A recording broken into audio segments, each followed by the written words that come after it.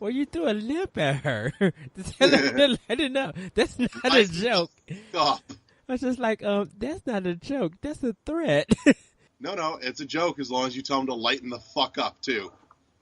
Then it's funny.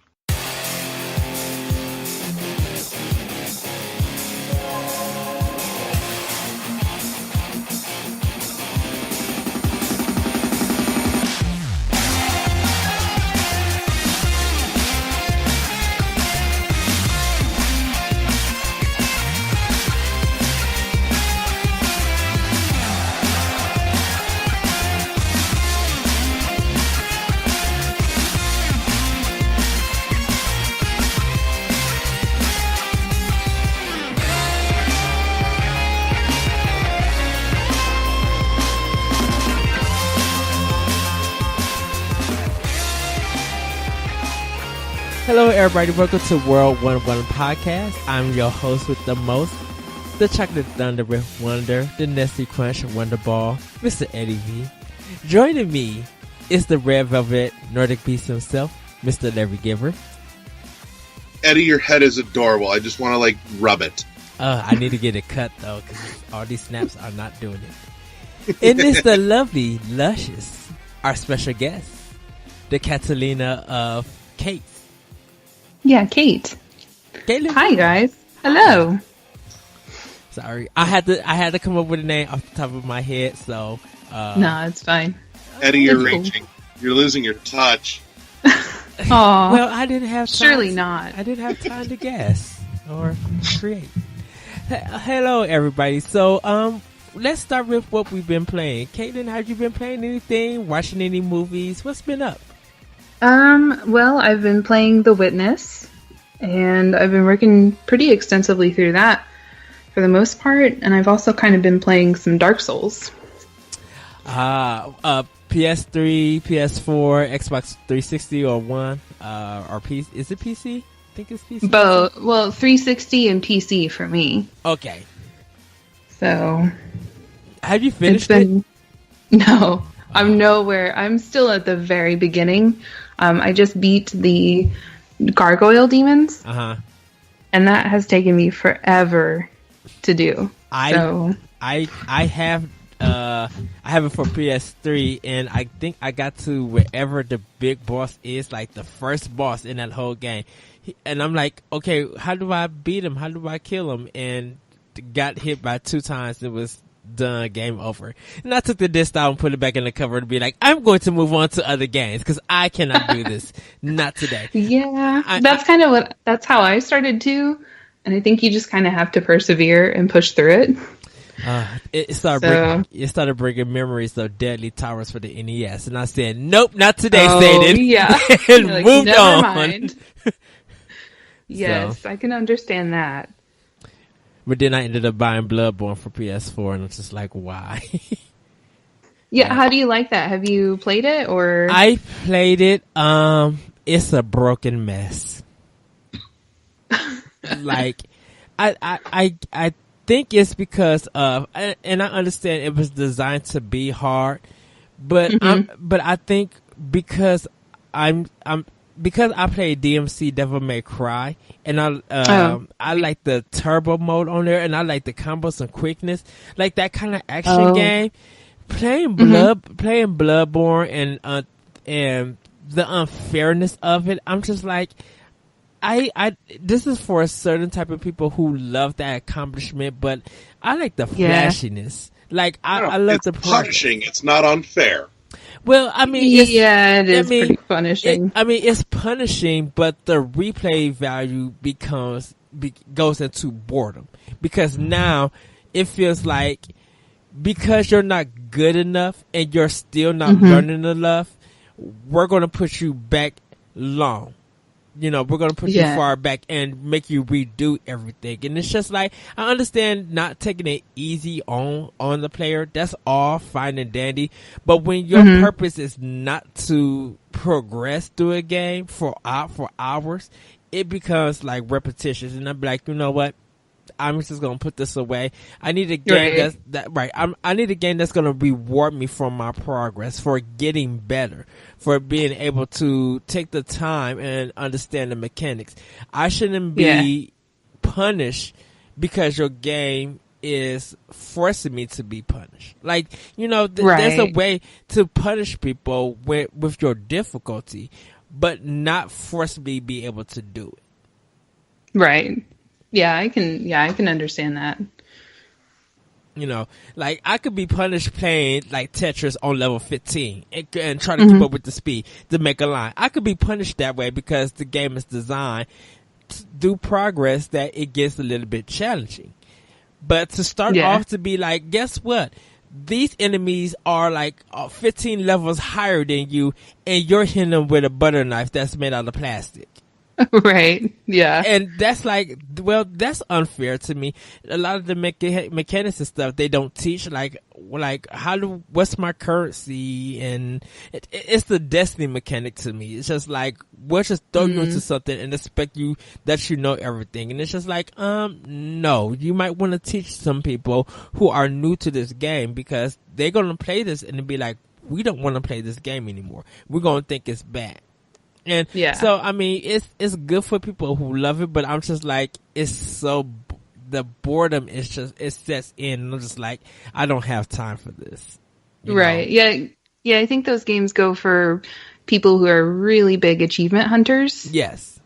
And so those people who are in it just to achieve, like, I beat this game. It's so hard. Like, I got all the achievements. I think it really gets those people. And I'm kind of more of an explorer kind of person with games. And so I can definitely understand, like, okay, I've been fighting this boss for, multiple times, and I haven't explored anywhere new. I'm not getting any further, and just kind of shut down. And so it's like, I can definitely understand the frustration with like Bloodborne and Dark Souls. Right. And it's funny to me that people could still play Bloodborne but can't even pass the first level of Mario Brothers. And it's just like, really? Are y'all as adults still having trouble playing the Mario Brother games, and y'all still can't beat a level? Like, really? Are we still on this kind of mentality of skill? Yeah. Yeah, I think it's just for different people, I guess.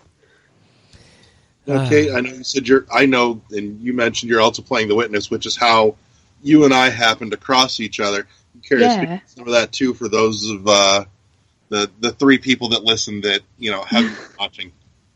Well, I've been streaming The Witness. It started out, one of my college friends had played it, and he was like, "You should really try this out." And I saw that it was a puzzle game, so I was like, "Oh, well, that's fine. Like, I'm not the best at puzzle games, but this seems interesting." And kind of from there, it bloomed into a much more profound experience. And so I've just been kind of streaming that as much as I can and kind of working through that. So the last time you were on, actually, as we were sitting and watching, you ended on one of those profound moments in the theater, if you care to speak. Yes. Oh my goodness. Well, and that's kind of fantastic. It was beautiful. I still have kind of been thinking about it. And the next day I rewatched that video. And so I'd really like to write some words on it, but I just haven't had time to sit down to collect my thoughts. But, I think those moments in The Witness have been really beautiful and really thought provoking. In terms of the game, but I think also it just kind of makes you stop and reflect on life, It gets pretty philosophical, and so at least for me, it's kind of one of those like, oh, let's stop and take stock of what's going on in life. Ah, yes. I still haven't picked up The Witness. I know Larry wants me to get The Witness, Rocket League. You should. You really, really should. And I love puzzle games. Right. And doing the Legend of Zelda puzzles, but I like doing actually in real life, like logic puzzles and cryptograms and stuff like that. And so I know I need to get, that's You just more do. games on my list. And I would say the less you know about The Witness, the better. Because I went in and knew nothing about it. And so just kind of not going in with a blank slate has been really awesome and really fun because you're surprised. Well, I know it got perfect 10s when it came out for PS4. So I know it it literally was, as an indie game, kind of one of those game of the year nominations. But what's weird though is that people kind of forgot about it, and it wasn't even on nobody's list. It may be it may be on like puzzle game of the year or mobile game or something like that. But I'm just like, for a game that got perfect 10s, why is it not like with the other AAA or first party games that of 2015? I believe 2015 or is 2015? I think time frame had a lot to do with that. 2016 stuff that comes out early year is often forgotten in the insanity of holiday season. I think also with this game, you don't really have the normal objectives of a video game, because it doesn't really give you any outside of solving puzzles. Everything else is kind of up to you to figure out. And I think that kind of turned off a lot of people too. There's no, get this high score, or do anything like that, like destroy these enemies or anything like that. And so I think for some people, they just weren't really into it. So, but it's so well, because it's just like, it's a game that you have to take time to think. And I know some people don't like games that make you think, but I'm just like, no, when puzzle games do this, they make your intelligence feel better. You get you gain a better skill in handling kind of problems. Like exactly, yeah. Like I tell my friends this, that with me playing Tetris, I know how to stack boxes together and make things look right. At work. Exactly. No, yeah, like you get a life skill from a video game. Like some people laugh at that, but it's actually possible. Yes. You can pick things up that'll work in real life applications. Yeah. So Larry, I'm convinced. I think I want to see a professional linguist stream the Witness, because to me that's what it is. It is trying to teach you how to speak its language. Yeah, I could see that. And quick plug, where can everybody see you stream the Witness on Twitch? You can see me at twitch.tv/Oceanicbones. I don't really have a set schedule right now. It's kind of erratic. But I've been kind of sticking to a Tuesday, Thursday stream schedule, about 8 p.m. Central. Right on. Wanted to make sure we got that in before Eddie started his new show, the Eddie Plugs Eddie's Other Podcast for an Hour podcast. Which I got to actually redo my plugs sheet. Oh, no. But I'll explain later. But Larry, what have you been playing?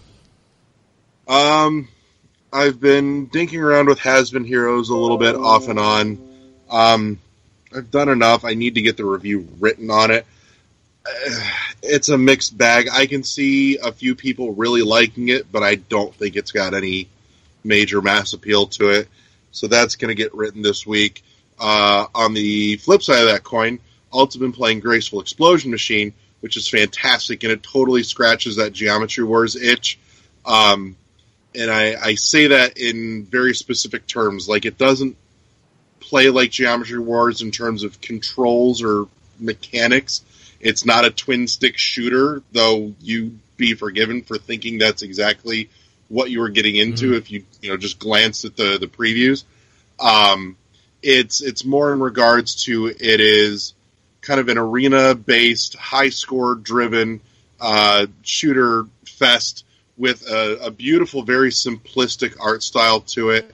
And before you go on, Larry, this game, if anyone who's a retro listener, there's a game called Fantasy Zone for the Sega Master System.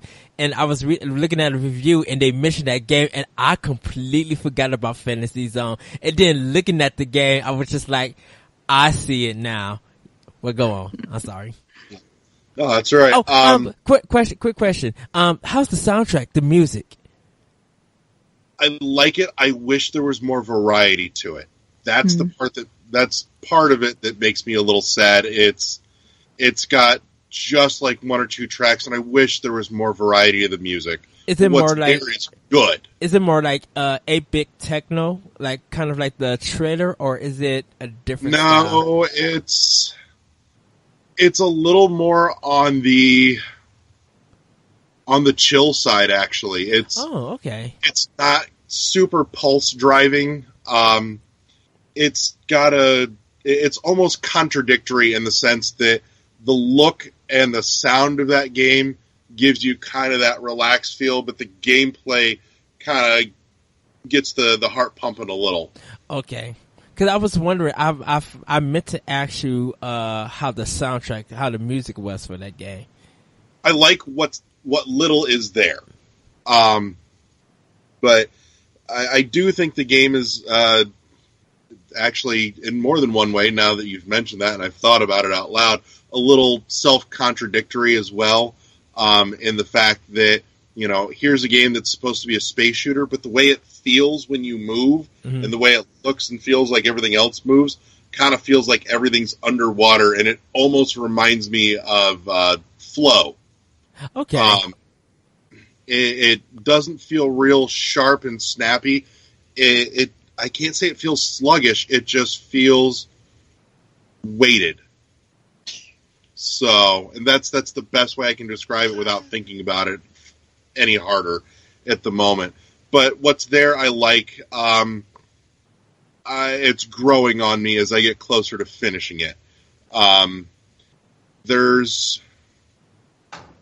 I would say there's not as much content as I like, but for what they're charging for it, it's probably reasonable. Like I said, it's growing on me the deeper I get into it. And I'll have that wrapped up in the next couple of days and get that review written, as well as Has Been Heroes. So those are things to look for on the Facebook page in the coming week.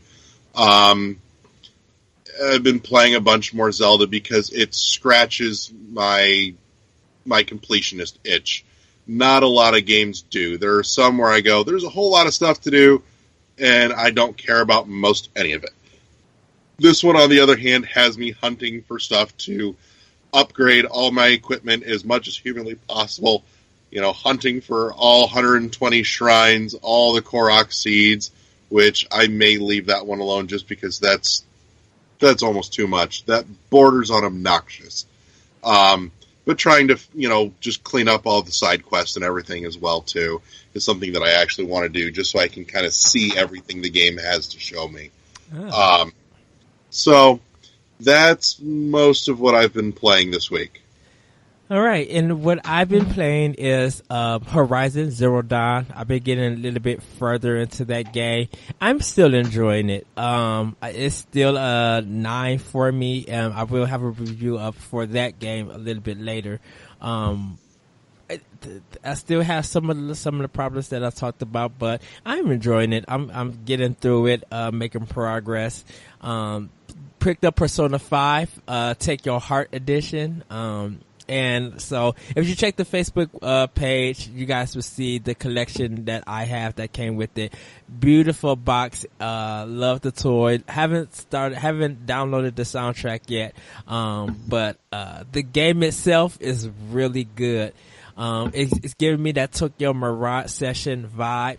I'm still in the beginning of it, so it still feels like a Persona game where there's a lot of talking, there's a lot of dialogue. The animation in this game is fantastic. I'm glad that I got the PS4 version because I couldn't see this being done on the PS3.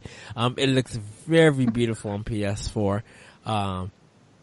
I won't say it's my Game of the Year nomination just yet until I completely finish it, once they allow me to start grinding in the game. Cause right now they're just building up the characters and making them as a team and everything. But it's really, really good. And of course, playing Breath of the Wild, getting through that. Just got to the Lost Woods, so I got to get my Master Sword and then do one more Guardian and probably a couple more shrines, and then I'll defeat Ganon. Pokemon Sun, I've been playing on my 3DS and I just got the role for a particular person. I don't know if that was me or what. It's not you. Okay.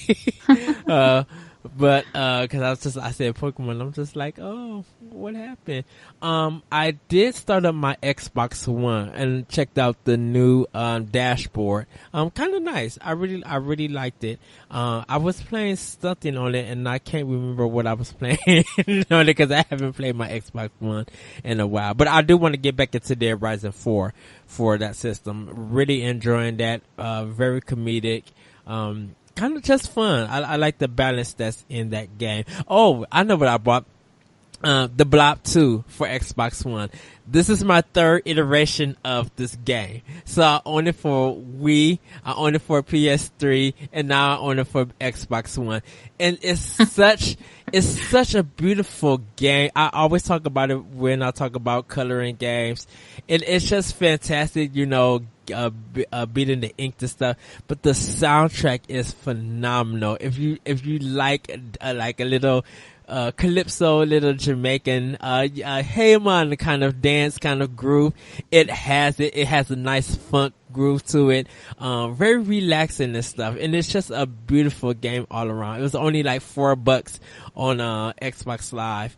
So I had to download that. I had to buy that game when I seen it on sale. I was just like, this game is just so fun. So yeah, I owned it 3 times. I beat it on Wii. I'm at the end of it on PS3, but I think I'm gonna try to 100% it on, Xbox One. Cause the game is just so phenomenal. But that's what I have been playing. After finishing putting all my games, on my PS4, on my external hard drive. I'm so happy with that. I'm ready to, start Wolfenstein: The New Order. I'm ready to start that game. And probably Mad Max when I get a chance. But that's what we've been playing. That's what we've been doing. Oh, I watched Ghost in the Shell. What'd you think? I love it. I give it an A, like a 9.5. It is nice. it is phenomenal. From like what I like about this and what people are kind of mad about it because they're talking about all the whitewashing and stuff. When you look at the characters in Ghost in the Shell, because I even watched the anime too before I went to go see the movie. None of them look Asian, so there's no there's no whitewashing because none of the characters look Asian. What I like about this is that they took elements from the movie and adapted it to the real life thing, but they also changed up a lot and added a lot of stuff that the anime doesn't have. So for example, Bowtie, I think that's his name, he has his eyes in the movie, and they show you on how he loses them in this movie. Cause in the anime, you just see him with those eyes and stuff. So they give a lot of detailed background for a lot of this. I think I would just kind of wish that Scarlett Johansson's Bob was kind of cut evenly. It looks so weird. I mean, it looks good on her, but the way they got some part of the cut, I'm like, that's just something about it just doesn't do it for me. But she did a fantastic job. I really, really like this movie, and I definitely cannot wait to get it on Blu-ray. I like how they pay homage to some stuff, and it's a phenomenal movie. I'm mad. I'm kind of upset that it didn't do well at the box office, but I kind of hope that people do pick it up and just give it a try, and don't be like, oh well, they're trying to do. I'm like, no, it's a first, to me personally, as an adaptation of a Japanese movie, it's better than what you've seen in Dragon Ball Z, or you've seen in what's the Nickelodeon one with the dude with the bald head. Avatar. No, the Last Airbender. Yeah, oh, Avatar, yeah. Yeah, okay, Avatar, yeah. And I haven't seen the anime version of Avatar. I thought that movie was fine. I didn't have no problem with it. But as the adaptation of a manga or of a Japanese anime, I think Ghost in the Shell is like the top for me. It's probably one of my favorite movies of this year. And I even saw Power Rangers, and that was good too. But I liked Power Rangers. That was pretty good. Yeah, it was really good. But yeah, Ghost in the Shell, I love that movie. Yeah, it's like literally in the running for movie of the year for me. So, oh, wow. Eddie, I gotta ask you, of all the things to triple dip on, the Blob 2? Yes. I love this. I mean, I've double dipped on Tomb Raider, Rise of Tomb Raider, and I double dip on Tomb Raider for Xbox One and PS3. I double dip for DMC on Xbox One and PS3. So why not go triple threat with a game like this? You know, I can't help it. I was going to actually double dip for Mass Effect Andromeda, but we kind of see how that all turned out. So I could just I could justify Tomb Raider. Just the Blob 2? Yes, the Blob 2 is fantastic. It's so funny, and like I said, the music, the graphics, the platforming, just the game is really good. Like, I would love to see it on Wii U if it would have came out, like a Blob 3, because it's just such a perfect game, and it's unexpected for THQ to make a game like that. Like, it's a game that anyone could play, and I think once you play it, or even if you get it for cheap, I think once you play it, you'll understand it, how good it is. Like, there's still adults who are still coloring books in hospitals and stuff. So why not do it in a video game and have some good music to go along with it? Okay. I can't judge you any harder than I already did for your The Order fiasco. Hey, my taste of game ranges from everything. So I love playing everything. And yes, I played The Order, and it's, like I said, it's worth $5 in a Wendy's coupon. That's my review for it. That's my rating for it. I don't know if I'd give up the Wendy's coupon for it. Well, you know, Wendy's coupons are hard to... That free Frosty means a lot to me, damn it. Look, Wendy's coupons are hard to come by. So when you get them, you treasure them. Like in my area, we always get Popeye coupons and sometimes Burger King. But like Wendy's and Arby's coupons are like the hardest to come by. So when you get them, you like, I have made gold. Like you feel rich and famous. That's just me. I don't know about y'all. There's not a Wendy's. Like, the closest Wendy's is like an hour and a half away. What? Yeah. So we don't get Wendy's coupons, but we get a whole ton of Arby's coupons all the time. Really? Yep. Well, you know what? There's probably a lot of Arby's in your area compared to mine, because we actually only, there's only actually two places that's an Arby's in my city. There's one there's like one 5 minutes from my house, and then there's like a mall that's like 30 minutes from me that has an Arby's. Those are the only two places. Oh, see, it's that way for Wendy's with us. Like, we've got Arby's just about everywhere. Yeah, I came in actually when I visit Larry. I'm sorry, I was having a brain fart. I'm in front of you. My name is on the Skype box, and I'm looking at your faces, not paying attention. When I'm paying attention, I'm just watching you struggle to reach for it. Oh yeah. Can you do some editing? I was going to leave you hang until you figured it out. I really hope you do some. I love you. I really hope you do some editing on that, and it's probably gonna be like Porky Pig stuttering or something like that. I could, but honestly, I'm not gonna. Okay. I'm simply gonna leave that flap out there as it is. When I went to go visit Larry, we were driving everywhere and we were seeing a lot of Arby's in Indiana. I'm like, oh, this is weird. Of course, you know, McDonald's is wherever and Burger King is wherever, but Arby's, I'm like, this is big here. Yeah. I've been told Burger King's real big on military bases, actually. Yeah, that is true. Interesting. That's another one that's like an hour away from us. We don't have a Burger King close to us. Oh, what do you have? Like KFC, hopefully? Oh yeah, we've got like KFC, Taco Bell, McDonald's, Brahms. That's like a southern chain, like local. Brown's Chicken? It's a dairy. There's the Brahms Dairy Farm, and then they've got restaurants, and they do like fast food burgers and ice cream and things like that. I've never heard of that. It's pretty good. Like our equivalent of like Culver's. Yeah. Yeah, it would be something like that. Yeah.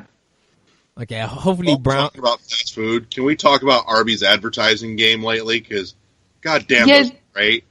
Did you see like the Dark Souls tweet? Was that the latest one? The Solaire tweet? See, I couldn't think of what game that came from.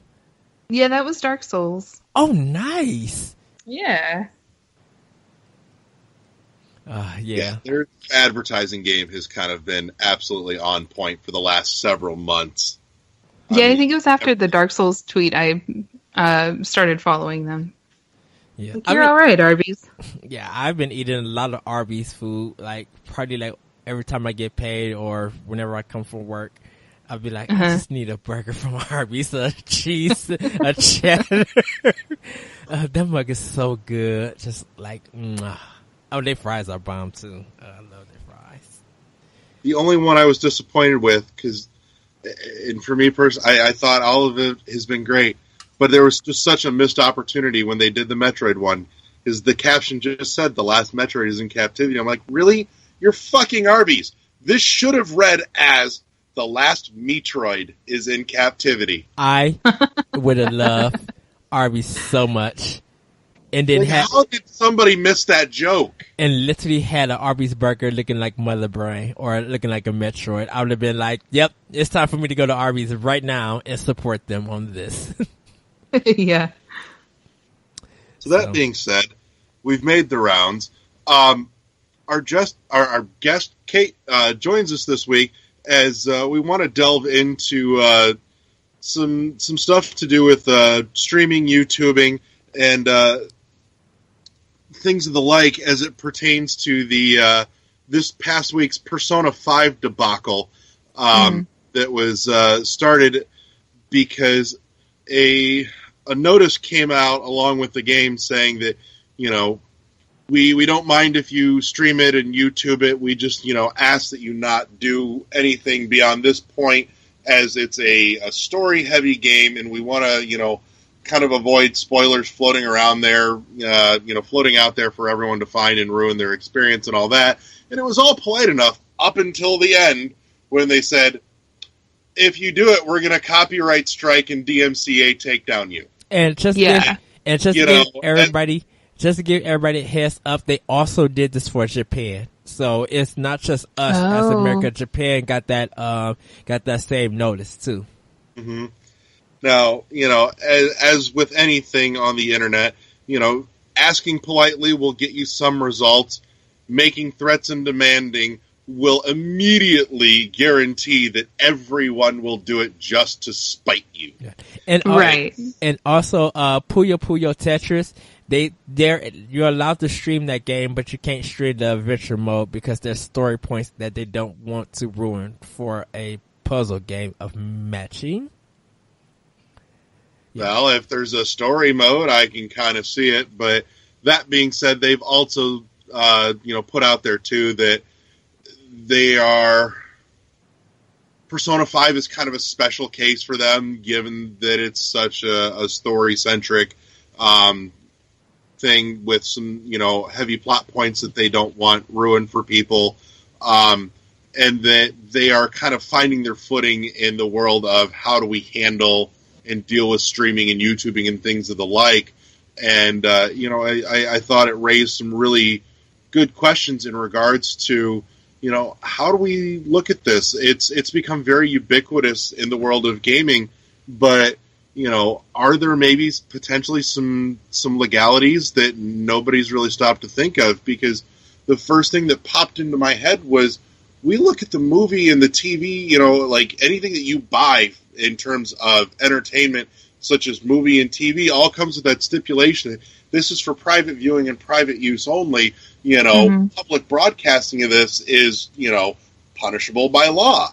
And, I think we may be delving into a time finally when some companies, some publishers, some developers may be catching up and going, look, we don't want you streaming. This was bought for your personal use, not for you to turn around and I'm not knocking what you do by any means. Obviously, I enjoy what you do because whenever you're on, I whip out a controller and turn on Twitch.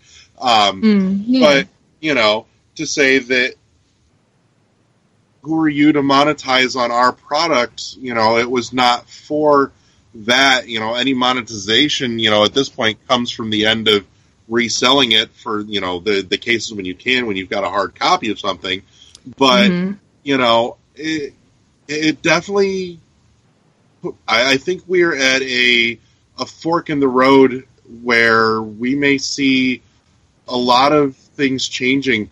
They went as far as to, and this was not the first game that did it, but to put blocks up on sharing and streaming direct from console game as well too. But again, like I said, not the first one to do that. That happened for a limited time period with the BioShock collection as well. And so I'm kind of curious to hear, I know my thoughts on it, and like I said, I can play devil's advocate to either side all day long, but I kind of wanted to be able to hear from somebody that's, out there twitching, is a twitcher. Is there a correct term for that? Streaming. Streaming? Yeah, because twitching or Twitch, being a twitcher sounds like with your interesting. eyes. I know, there's got to be a better term, yeah. but I don't think I've seen anything become ubiquitous yet. They call it, streamers. So. Yeah, I would think just a streamer. So. Well, and go ahead. Well, it's for this discussion, they're talking about fair use, and because streaming is such on the gray area of what's fair use and everything, they want to see if content like movies or cartoons and stuff like that is copyright material and just supposed to be viewed for the public. Does those same laws apply to video games? Because it's somebody else's work, but you're playing it instead of viewing it. So it becomes of, well, what's fair? Because a lot of companies are saying that everything that you buy is actually just licensed to you. You don't really own it. Because even if you look at digital games, like if you buy a digital game and the license run out, they'll take it off that platform, and you can't buy it no more unless you have it installed on your system. So it's that kind of question. And people who are streaming on Twitch and stuff, because I don't think they make money off of Twitch for streamers. That I don't know. I know YouTube they do. Some can, some do. Some can't. Yeah, I think it's if you get partnered, you can make money, but an unpartnered streamer doesn't get anything, because I don't get anything. But you get, but not directly. I know there's some too that also pop up the donation thing too, and some people, yeah, you can set up a donation link or like a game wisp or something like that for people to give you money. Now that's different than getting like YouTube. Like if you get a set amount of views, you get monetization for that because you got views, you got subscribers. So that's like almost like a promise contract. Where donations just like it's free if you want to do it or not. Yeah, it's not required, but if you feel generous enough, you can, here's the link to donate kind of thing. Yeah. Oh, but okay, go ahead, Kate. I'm sorry. Oh, yeah, so with the Persona 5 thing, it's interesting because I can see not wanting to have a game spoiled for somebody. Spoilers are very, very, they can really ruin a game or a movie or anything for somebody. But at the same time, I would say that you're on the internet and you have to know that sometimes you might run into spoilers. And I think trying to control that is kind of like holding sand, like trying to hold on to sand in your hands. Because there's so many different places that you would have to police, and that'd be a lot of work to keep up with that. And I think, as a viewer, somebody who's a viewer, you kind of have to know, like, hey, this person is playing this game. I'm interested in it, but am I interested in enough to, have things spoiled for me? Or maybe I should, to think like maybe I should stay away until I play it. I think it's kind of one of those, like, that should be up to the viewer in terms of, what they want spoiled for themselves. They actually, if you're trying to stay away from spoilers and stuff, you kind of gotta like actually ditch friends. You really have to ban yourself from Wikipedia, because if you go to Wikipedia and look at it, the whole story is up there. Yeah, like you can read the spoilers, so not even viewing, you just be like, oh, so that's what happened. Okay, that's Atlas would have to, or any company would have to, like you said, police that.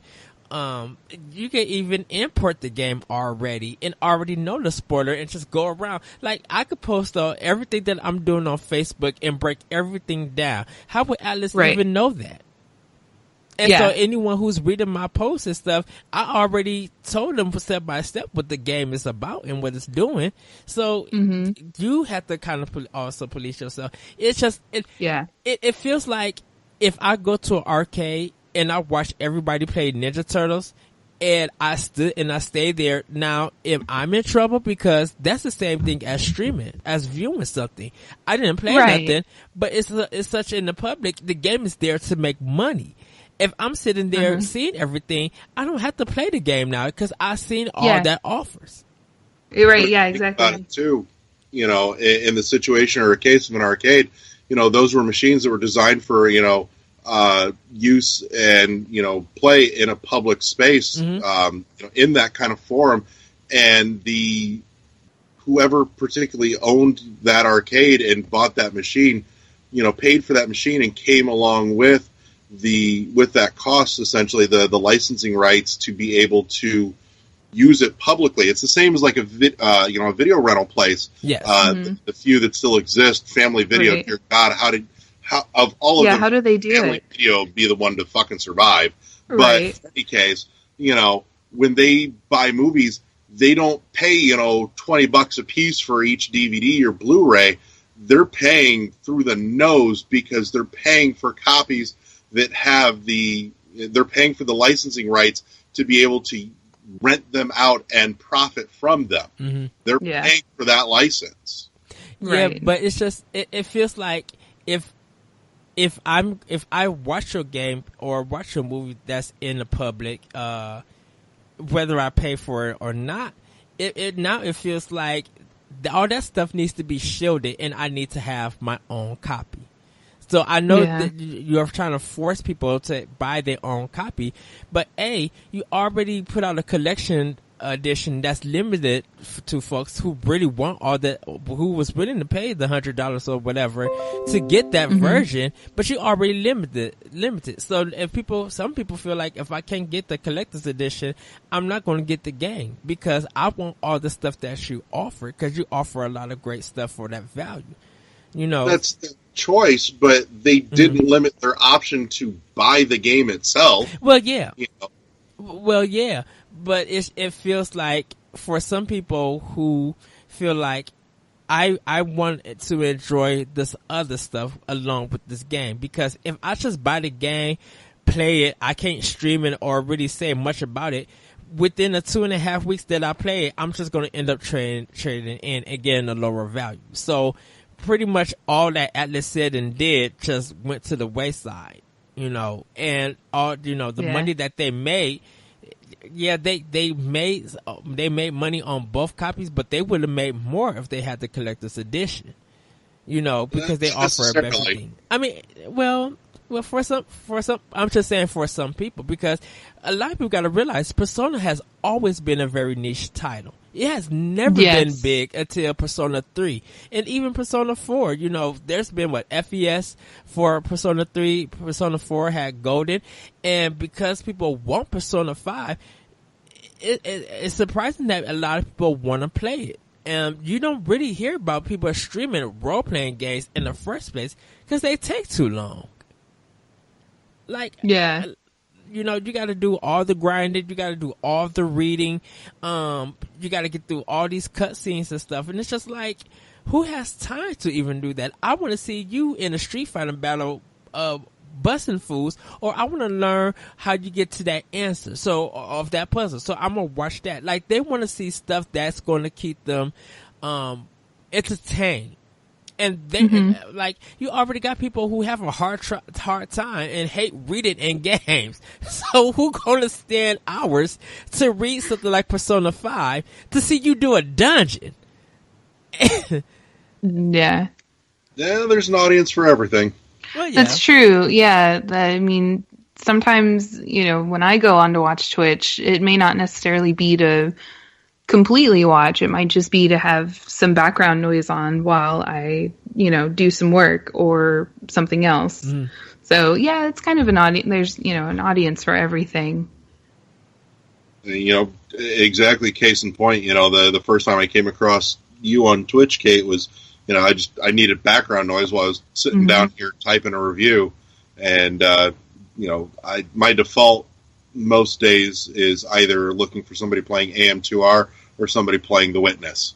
And I needed something quiet that I could, just kind of put on the background while I focused. And so Witness it was.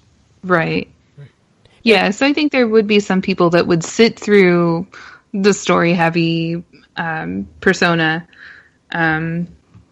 just to have that on as just background noise or something. Yeah, when I was playing Persona, the beginning part, the PS4 cut off the share function, so I couldn't even share it on my system. So it was just okay. Yeah, and reading through all the different, you can stream this part, but don't show, after this certain time in game time, and this part is okay, but you can't reveal this or that. It seemed really tedious. And I just imagined a lot of people would either be like, whatever, I'm not even going to pay attention to any of that, or it would just kind of discourage them from streaming with all the restrictions they had on there. And a lot of people see that streaming as marketing, like marketing a game to other people who are interested. And the way I think about it, I'm like, okay, if you're going to market it, do some of the streaming, and then be like, if you guys like if you enjoy what I play, go out and get this game. Like, tell them, and then never play and stream the game again. Use it now for your personal, or even if you're going to do it for a charity event, do it like that. Like, I would say, if you're going to use it as marketing when the game first come out, do it that way. And then maybe 3 or 4 months down the line, probably when the game is dropping, nobody's playing it, then play the rest. And people, if you want to do a series or something like that, like, if you're going to market it, you have to think wise on how you're going to market. Give them a taste so people could go out and get the game and support the developer. You don't have to play the full game for the streaming. Just give them a taste. Like, I see people playing Rocket League, and I see, they're playing The Witness and stuff, and I kind of laugh at it and just be like, you know what, I probably should get this game so I can solve it. Just watching it and seeing somebody do something would be like, okay, I could now get behind this and pick up the game. Yeah, well, and I think with streaming, there's kind of an inadvertent marketing with that, because I wouldn't have considered playing Dark Souls if I hadn't watched one person play it, and then I was like, oh, I should try that out, and then I bought the game. So I think you do kind of get inadvertent advertising, because the streamer creates an interesting experience that you're like, hey, I think I want that same experience or something similar, and so I'll go pick it up.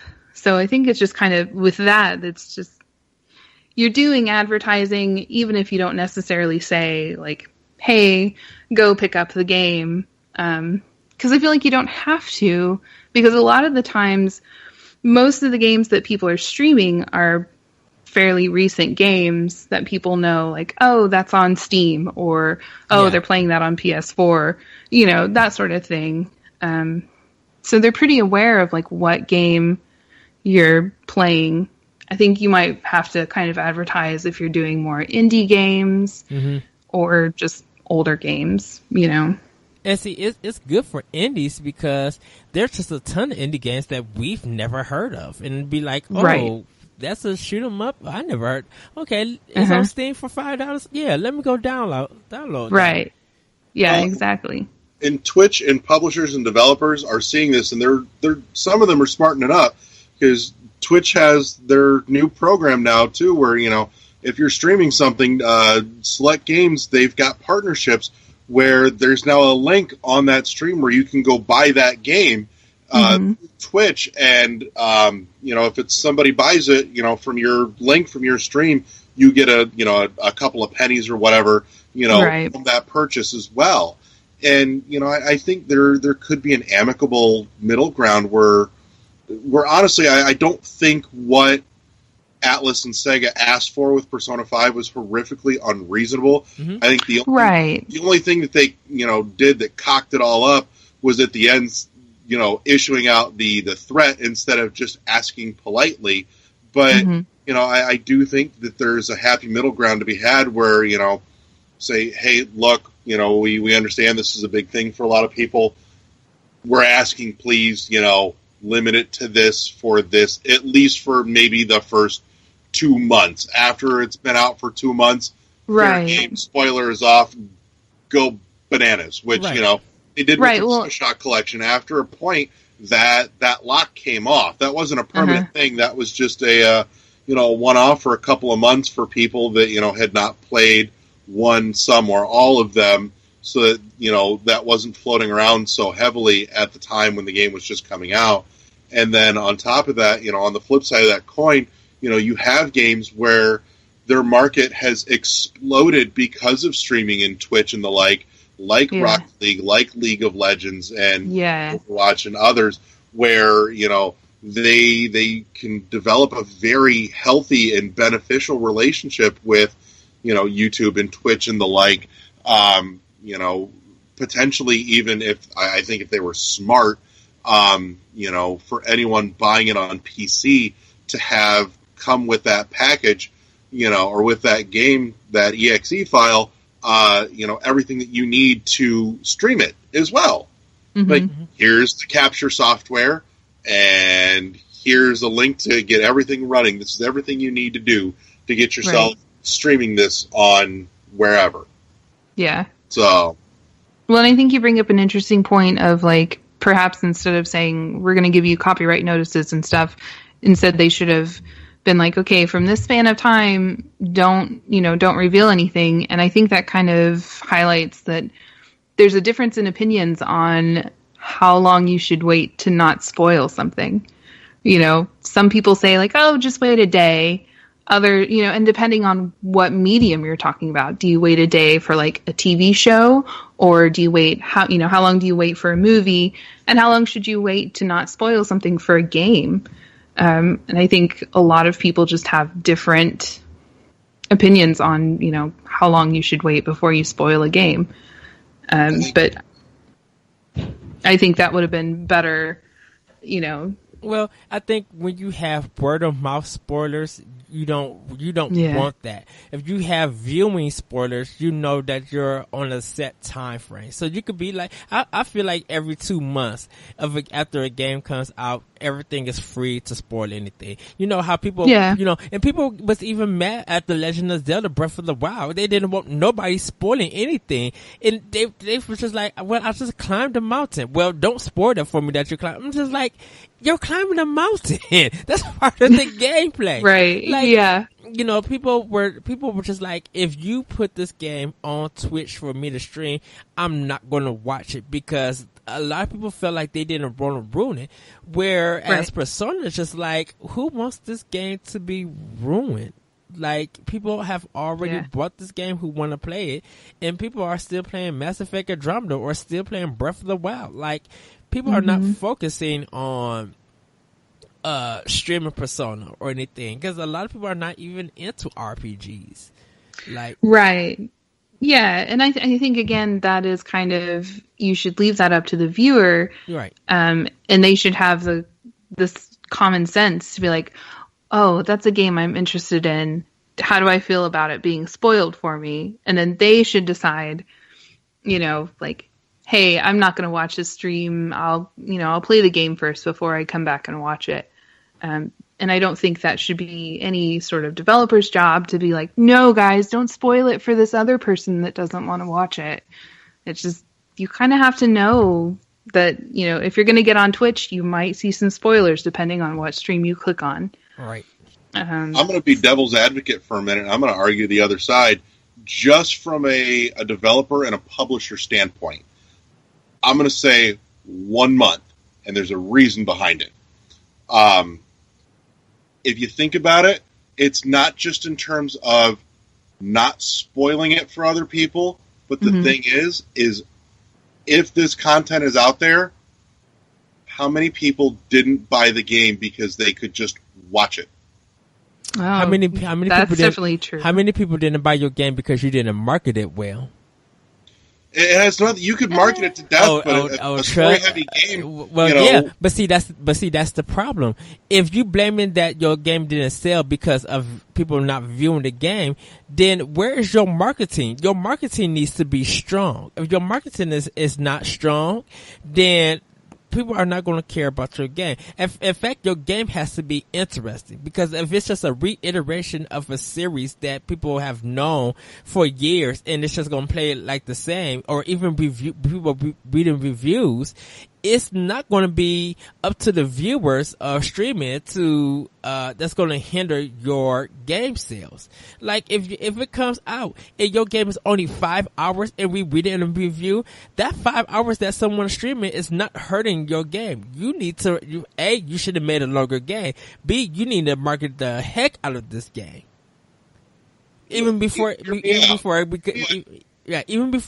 got to streamers, you as a publisher and you as the developer need to market this game so that the interest in this game can be there to have high sales before it even gets to the streamers.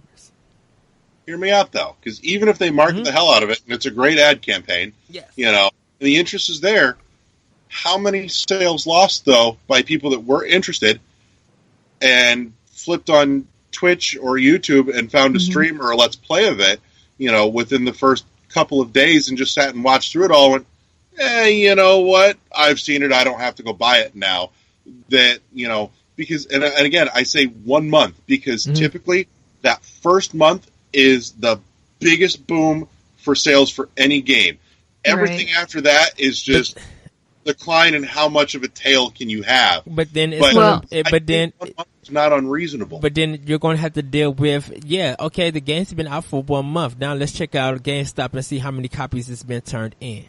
Because some people would get a game, play it for what they need to play, and then turn it in. They're not going to wait a month to stream the game to show everybody. Just because you got your sales from not streaming the game doesn't guarantee that it's going to be high sales. How many people, too, though, hold on to that game past that first month, because once that stream embargo is up, they go, cool, it's up. Let's get everything out. Let's start streaming. Let's go live. But then, and I would say, Larry, that you do have a point with watching a Let's Play or watching a stream, because I kind of ran into that with Undertale. I watched a YouTube Let's Play of a passive run of Undertale, and I enjoyed it. I loved it. I think the game is really cool, but I have not bought it because I'm like, well, I don't think I'm going to play it anytime soon. So, you do have a point there. Sometimes, that kind of might hurt or slow down sales for a game because, but the experience now has to be different, because even though you viewed it, what you played and what you did in Undertale is not going to reflect the same or resemble the same playthrough that you watch. You might right. You might Hey, have been right. How you play it. Right, you might have been true. You might have been entertained, but let's see you play Undertale with just using a knife throughout the whole game, while that person used anything else. That experience is going to be different. The content that was in the game may be the same, but the way that you play it is always going to be different. Oh, definitely. Yeah. Cause I mean, you can do, like an all violent run or, right. Like a half and half run. So yeah, you can get different ones. But I mean, personally for me, after watching that, I was like, well, I think I've kind of experienced all I want to experience of that game right now. So, yeah, that does, I guess it's kind of like a two-sided problem in terms of like streaming something that's just come out. For the streamer, that's really good because you can get more views, you can get more followers, like all of that. But then for the developer, that might hinder sales. Well, I think a lot of developers and publishers are not thinking in the long run that your game has to sell through over time. Look at New Super Mario Brothers for Wii. That game is still selling. And it's been out for years for a very old system. That's an exception to the rule, as most Nintendo games are. I mean, well, yeah, but like, well, let me use Grand Theft Auto 5, for example, because that game, even though it's so big when it came out, it still continued to sell, and it still continues to sell well. Where something like Call of Duty, it did its numbers in that first 2 months or do that holiday season, and don't nobody touch it. Same thing with sports games. It does what it needs to do at the time that it came out, and it does nothing after that. Because and that's everybody plays for most games. Right. And so you gotta, I think developers gotta think that we gotta make a game that not only that is the content satisfying, but it's going to be, and I don't want to bring in DLC or stuff like that, but the content gotta be so good that throughout the months, that people who are getting a new console or getting a console passed down to them that don't have that game, but they see the view, they want to go out and buy that game, whether it's physical or digital. Now, used or new, that decision would be up to you as the purchaser, as the consumer. But if you decide to get that game and it's on sale digitally on your system, then you'll get it. That adds to the sale of the game that you made throughout that time. So it's regardless of what streamers have done, is that you have to make a game that's going to consistently sell throughout time, throughout its release. You can't, companies got to realize that you cannot say that all that money or all your big game sales is going to happen when the game release. You got to make a game that's going to sell all the time. Because think about Tomb Raider, for example. It sold 1 million copies, and Square Enix was disappointed at that. You selling it on 2 systems. It's only been out for a month. Too, Expectations. Yeah. Expectations. What they put into marketing for that. A case like Tomb Raider, where you sell 1 million copies, but your expectation, because you pumped how many millions into marketing, development, and publishing for that, versus take Dark Souls, for example, if it sells 1 million, but they didn't pour nearly as much money into it. Both games sold the same amount. Both made the same amount of money in terms of sales. One's considered a success, the other's considered a flop because of what they poured into it money-wise for marketing. But if your game sells 1 million, that's kind of covering your development costs. It's covering your marketing costs. It's covering a lot of. I mean, I mean, but it's covering. Well, but the thing about it is, you see, if a game sells 1 million, that's a big milestone in the first place. Because there's so many companies, there's so many. PlayStation have about 54 some million owners and stuff, and there's barely games that's like there's 54 million owners, but Horizon only sold 2.5. What happens to the other 52 million people who are playing, who are owners? So is your expectations now that you want to be like, it needs to hit all 54 members or million owners of stuff? Like, if your game is selling 1 million in the first place, that's good. And you have to let that game keep buying throughout the time, because you're gonna recoup that money and stuff. Because if you put your game up against something like Grand Theft Auto, and it could be as good as this one, Grand Theft Auto is going to kill it, and you'll see that they'll talk money value than they'll talk over sales. Like, they mentioned more that Grand Theft Auto made $1 billion, but they didn't mention the sales of that game. So, well, success in terms of what a publisher and a developer look at is going to be based not on how many units they move necessarily, but on the return on investment that they made. Right. You know, so that's a big draw for indie developers. Talk to Adrian. You know, small company, 3, 4, 5 people working on it. Didn't necessarily have to pour a whole lot of money into it to make it, and then if you can double what you put into it, that's a win. And if you didn't put a lot into it, you don't have to do a whole lot to double it to get that win. But it feels like if a game don't sell, I mean, what is the disappointment of your game not selling past 1 million? It's just not making your money back, because it's the same with a movie. Like, you know, a movie, I can't think of an example, but you know, if you're in the shell because it didn't make its money back. Right, yeah. So it didn't cover production costs. And so, you know, now they're in the red with their money. So they've got to hopefully the DVD sales might make that money up or something like that. So that's kind of where it gets, I would imagine, gets disappointing for developers, because it's like, well, we didn't even break even with, with this project. Well, I think it's because developers don't tell us what the budget of that game is, compared to where movies, you can find the budget of a movie and track it over time. Like, if we look at Wikipedia and we look at a movie's budget, you'll be like, okay, it was made under $25 million. But then you could check on how much it grossed, and it'll be like $150 million. So you could tell the money that's made on movies, where we don't really get that much with video games. We go by the units that they sold. So and it's weird, because with Tomb Raider, I'm like, you sold on 2 systems, which makes up the million sales. So it should have sold 3 million to cover both production costs of 360 and PS3. I mean, I'm sure they would have liked that. Because I think a movie has like that one budget, but because when you making a game for 2 systems, and the coding is different, like how I wonder how does that budget work? Does $40 million game, does that mean 20 million for PS4, 20 million for Xbox One? Like I would imagine separate? So. Yeah, you probably have to split it up into like different groups, and so each group probably has a set budget of, to pay the workers and to pay for resources and whatnot. And so you want to make sure that you have enough money to pay all those people for the work that they do.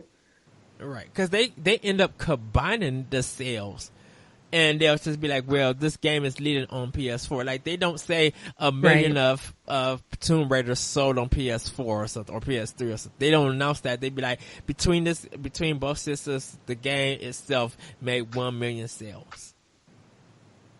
So, we're running a little long on this, not as long as we have before, but I want to punch the clock on this and hit last points on for everybody on the current state of and what you maybe think or you expect or hope for out of the future of Twitch streaming, YouTube, Let's Plays, all of it.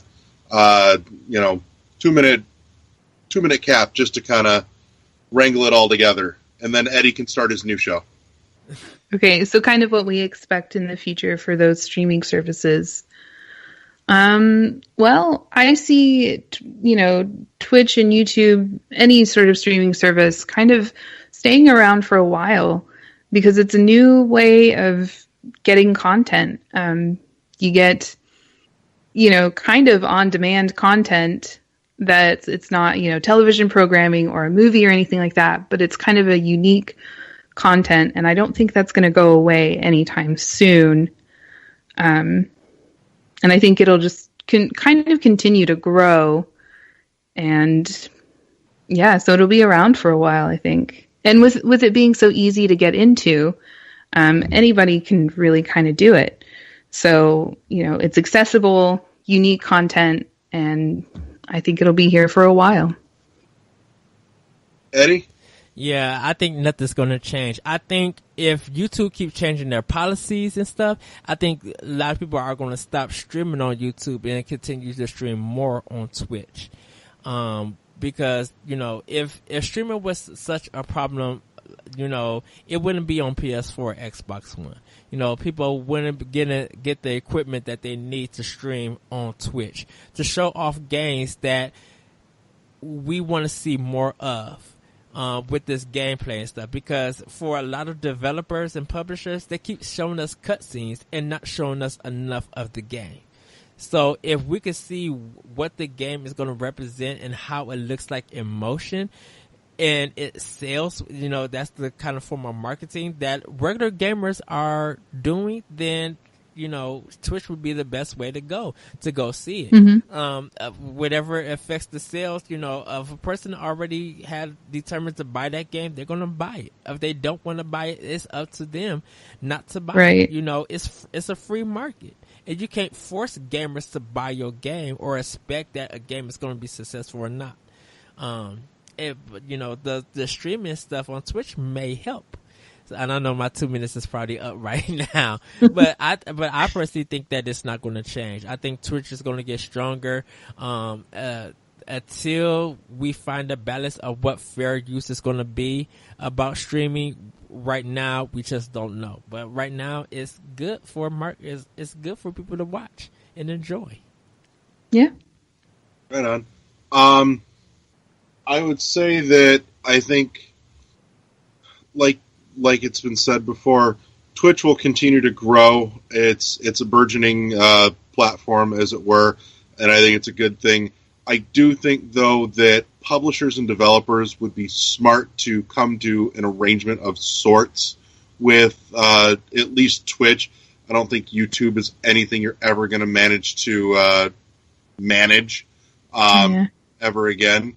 But for things like Twitch, though, where most gamers are starting to direct themselves for at least, direct feed of game content rather than, podcasts and, YouTube personalities about video games, I think they would be smart to come up with some sort of arrangement with Twitch to say, hey, we've got a big, story-heavy game. We'd like to, maybe set up a 1 month moratorium to help drive our sales. After that, no holds barred, go nuts with it. Others, I think they're off to a great start by starting to monetize with Twitch. I think that's going to help, give them some further legs. But until the market standard changes, where that first month of sales is crucial, mm-hmm. I do think it wouldn't be unreasonable to ask for that 1 month moratorium. Maybe not even a complete moratorium, but something like what Sega and Atlas asked for with Persona 5 isn't necessarily unreasonable. And if they could figure out a way to, more blanket put that in place, aside from just the share block on the PlayStation 4. Because, you can still plug that into a capture card and go, and people can and will. Yeah. But if you could get the folks at Twitch on board with it, I think there would definitely be some significant benefit to both sides of the fence. And they're not saying we don't want you to do this at all forever. Just give us a month to breathe.